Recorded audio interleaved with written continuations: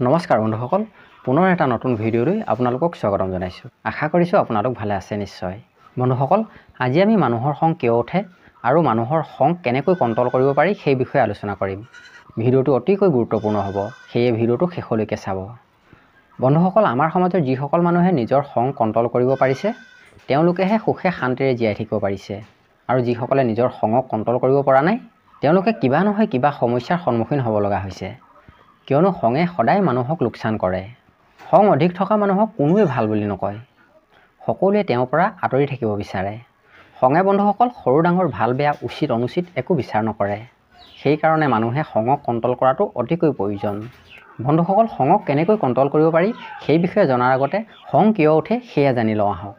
বন্ধুসকল, মানুহৰ খং কেৱল মাত্ৰ এটা কাৰণত উঠে, আৰু সেই কাৰণটো হ'ল যেতিয়া মানুহে কিবা এটা পাব বিচাৰে সেই বস্তুটো পোৱাৰ পৰা যদি মানুহ বঞ্চিত হয় তেতিয়াই মানুহৰ খং উঠে।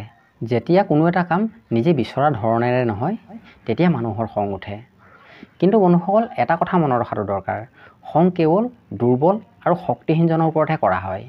নিজতকৈ ডাঙৰ আৰু শক্তিশালীজনৰ ওপৰত কোনেও খং নকৰে। বন্ধুসকল, বহুতেই কয় খং মানুহে জানি শুনি নকৰে বুলি, কিন্তু ইয়াৰ পৰা এটা কথাই বুজিব পাৰি, মানুহে খং জানি বুজিয়েই কৰে। যিহেতু খং নিজতকৈ ডাঙৰ শক্তিশালীজনৰ ওপৰত নকৰে, নিজতকৈ দুৰ্বল শক্তিহীনজনৰ ওপৰত কৰে, গতিকে বন্ধুসকল খং মানুহে জানি শুনিয়েই কৰে। সেয়ে বন্ধুসকল, মানুহে যদি বিচাৰে তেনেহ'লে নিজৰ খং কণ্ট্ৰল কৰিব পাৰিব। কিন্তু বন্ধুসকল, কিছুমান মানুহে নিজৰ খং কণ্ট্ৰল কৰিব নিবিচাৰে। সেইসকল লোকে খঙৰ দ্বাৰা নিজকে শ্ৰেষ্ঠত্ব প্ৰতিপন্ন কৰিব বিচাৰে। কিন্তু বন্ধুসকল, খঙে যে মানুহক ধ্বংসৰ দিশলৈ লৈ গৈ থাকে সেই কথালৈ গুৰুত্ব নিদিয়ে। বন্ধুসকল, শ্ৰীমদ ভাগৱত গীতাত ভগৱান শ্ৰীকৃষ্ণই অৰ্জুনক কৈছে, হে অৰ্জুন, যেতিয়া মানুহে ইন্দ্ৰিয় বিষয়সমূহ চিন্তা কৰে তেতিয়াই মানুহৰ আসক্তিৰ জন্ম হয়, আৰু আসক্তিৰ পৰা কামনা জন্ম হয়, আৰু কামনাৰ প্ৰাপ্তিৰ পৰা যেতিয়া মানুহ বঞ্চিত হয় তেতিয়াই ক্ৰোধৰ সৃষ্টি হয়। ক্ৰোধৰ পৰা সন্মুখৰ পৰা স্মৃতি বিভ্ৰম, আৰু স্মৃতি বিভ্ৰমৰ পৰা বুদ্ধিনাশ, বুদ্ধিনাশৰ পৰা মানুহৰ সৰ্বনাশ হয়। বন্ধুসকল, খঙে আনক ধ্বংস কৰাৰ লগতে নিজকো ধ্বংস কৰে। সমাজত যিমানবোৰ বেয়া কাম হৈ আছে সেয়া খঙৰ কাৰণেই হৈ আছে। খঙক যদি মানুহে কণ্ট্ৰল কৰিব পাৰে তেনেহ'লে সকলো শান্তিৰে জীয়াই থাকিব পাৰিব।